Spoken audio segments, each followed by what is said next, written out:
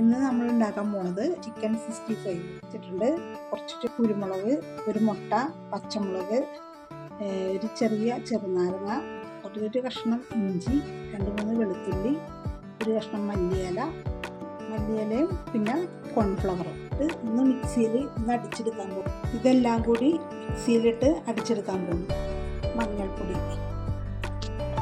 ഒരു സ്പൂൺ ഉപ്പുപൊടി,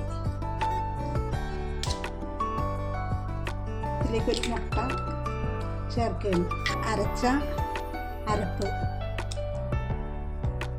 കുറച്ച് കാശ്മീർ ചില്ലി,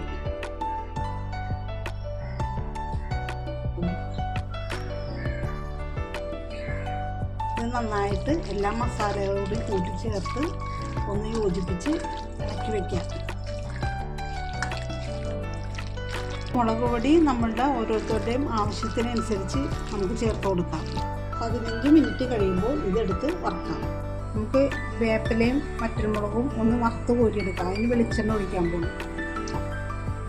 അതായത് വെളിച്ചെണ്ണയിലേക്ക് ഇടാം. എണ്ണയിൽ തന്നെ ചിക്കൻ വറുത്തെടുക്കാൻ പോകും.